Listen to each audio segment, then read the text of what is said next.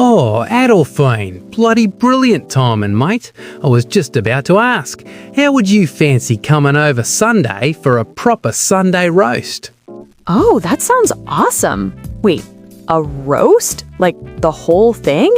Are we talking a full-on dinner situation here? Of course, the whole thing. We'd start with starters, then the roast itself, I'm thinking lamb, and a proper pudding to finish. Okay, wait.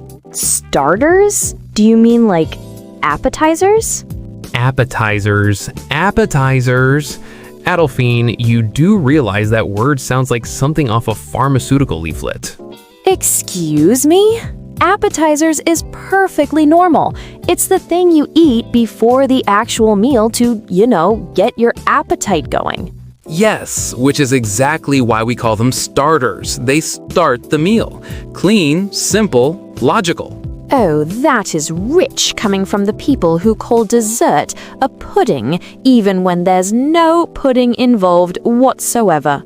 We'll get to that. The point is Sunday. My flat, starters, roast, pudding. You in? I am so in, but I gotta warn you, if I don't understand half of what's on the table, I'm gonna need a translator. Darling, that's precisely what I'm here for. Right, so I picked up everything we need.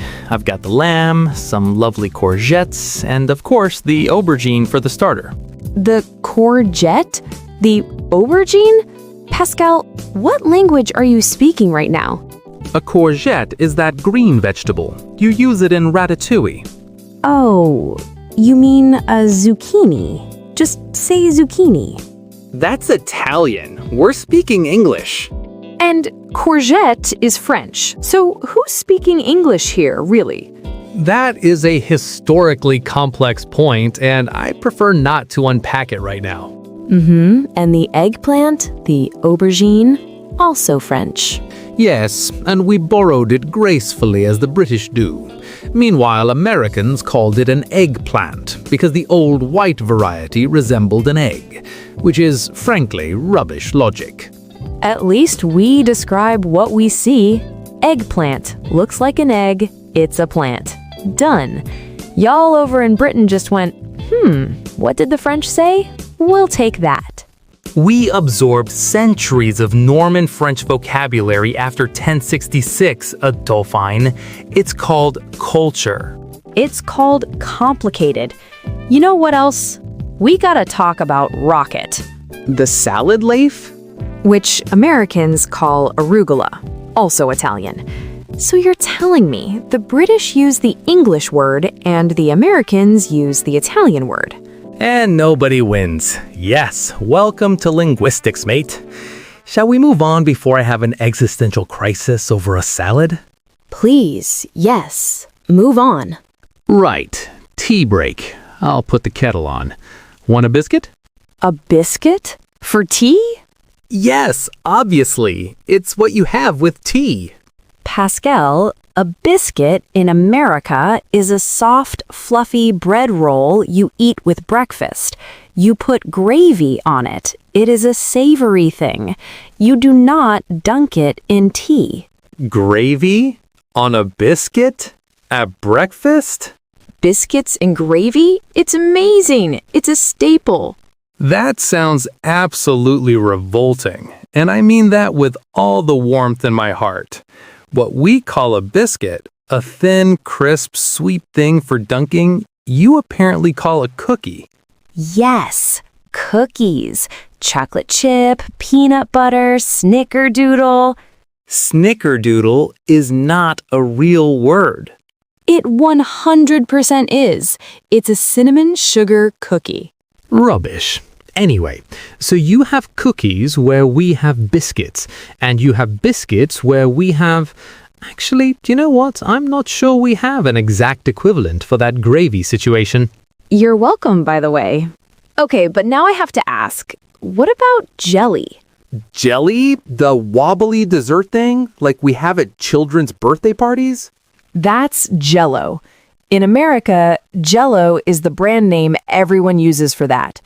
Jelly in America is what you put on toast. It's like a clear fruit spread. That's jam. Not exactly. Jam has fruit pieces, jelly is smooth. But, okay, so in Britain, jelly is the wobbly dessert and jam is on toast. In America, Jello is the wobbly thing and jelly goes on toast. And a peanut butter and jelly sandwich? Is a PB&J literally the best sandwich ever created? For a British person, peanut butter and jelly conjures an image of peanut butter next to a wobbling pile of children's party dessert, which is disturbing.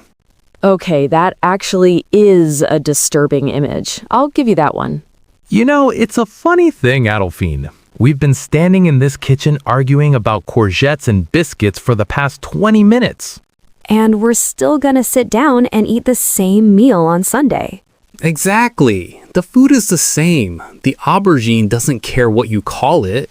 The eggplant is just out there living its best life, completely unbothered by our drama. Quite right. I think there's something genuinely beautiful in that. Food has always been a space where cultures meet. The French influence on British cooking, Italian words absorbed into American English, shared dishes across borders. And yet the moment we open our mouths to talk about it, we're back to square one. What do you mean you call it a biscuit? Language is the thing that connects us and confuses us in equal measure. One shared plate of food, a dozen different words for every item on it. That's actually kind of awesome when you think about it. Every word has a history. Why the Brits borrowed from French, why Americans kept the older English forms, why some words just went totally different directions on opposite sides of the ocean. Which is precisely why we're here, mate. This is Philoglot Lounge, where language is the main course and confusion is always on the menu. And y'all are welcome at the table, wherever you're joining us from. Thanks for listening. Absolutely. Now, if you'll excuse me, I have a Sunday roast to prepare. And Adolphine, please do not bring any of that gravy situation into my kitchen. No promises, but hey, next week, y'all, we're taking this show on the road. Indeed. Next episode, travel and transport. And Adolphine has already made the mistake of asking me what a coach is. I thought it was a sports coach, a person.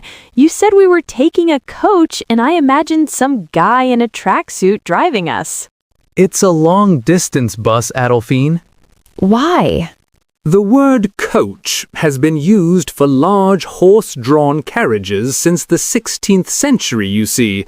It's a perfectly logical extension to apply it to a large engine-powered bus designed for comfort over long distances. It's about heritage. Heritage? You call it heritage. I call it deliberately confusing. So if I'm driving my car on a big road, what do you call it? A motorway, of course. A motorway? We'd call that a highway or a freeway.